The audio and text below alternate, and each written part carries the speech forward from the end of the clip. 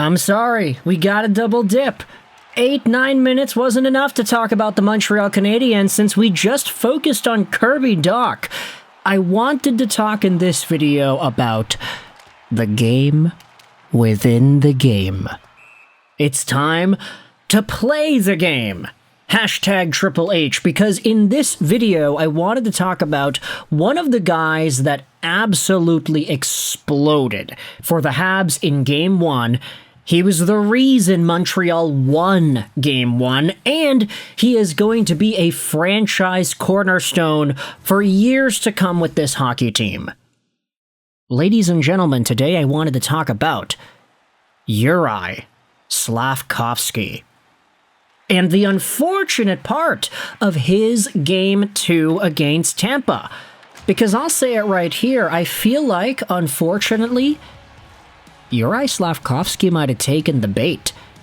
And he was worse for wear because of it.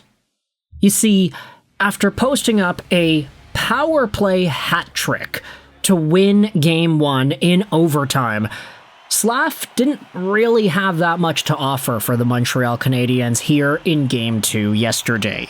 The guy just wasn't creating as much. He wasn't getting those opportunities. He wasn't converting on anything that he was being given, really. And compiled with the giveaway on the power play late in the third period, you were watching a guy that just didn't have the best game that he could have. And you can say that was also true for his line mates, Nick Suzuki, Cole Caulfield. Sure, we had spoken about how in Game 1, these guys went out there and got some pretty good points up on the board. But Game 2 didn't see much out of any of these guys. And for Juraj Slafkovsky specifically, it's interesting because there was one individual moment in the game where you could almost point your finger to and say, this is where it happened.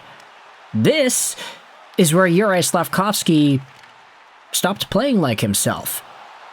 It was the fight with Brandon Hagel. You see, there were a lot of tensions flaring in this Montreal and Tampa Bay game. Lots of physicality, lots of after-scrum whistles, and early in the first period, Juraj Slafkovsky was involved in a moment with Brandon Hagel where the guys were staring at each other. If you didn't know any better, this might have been seen as some sort of a heated rivalry segment. It looked intimate in that way.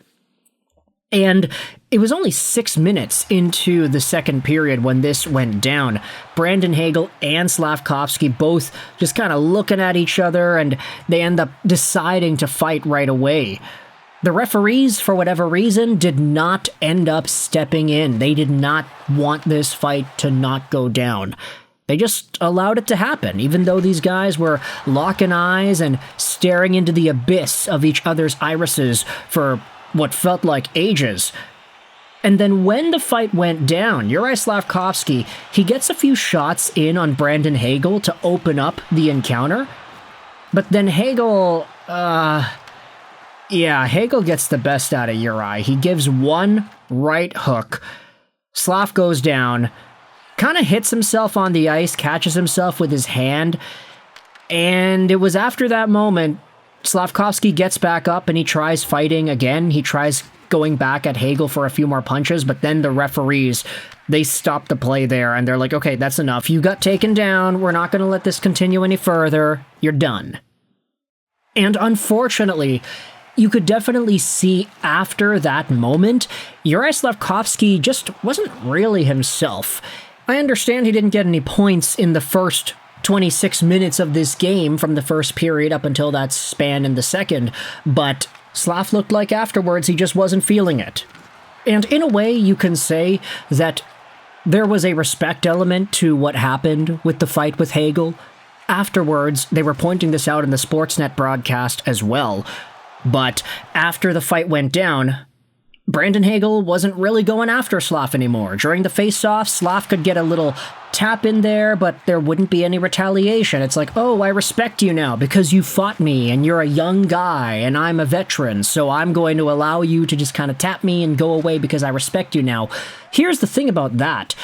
I feel like Brandon Hagel did exactly what it was Brandon Hagel set out to do. with the Slafkovsky fight. Obviously, he took him down easily, but at the same time, it really threw off Slafkovsky's pace and his overall game. The fact that he got taken down so quickly and that he took the fight in the first place. You can debate whether or not it's even really appropriate for a guy like Juraj Slafkovsky to be fighting a guy like Brandon Hagel. Do they both have the same value to their team? Is it an even trade? Obviously, if I'm some fourth-line bum and Connor McDavid wants to fight with me, I'm going to take that fight 10 times out of 10 because removing Connor McDavid from the ice for 5 minutes is more beneficial to my team than whatever damages might be given to my team because I'm out for 5 minutes. The fact is, I think you can say Slafkovsky might be a little bit more valuable to Montreal than Brandon Hagel is to Tampa.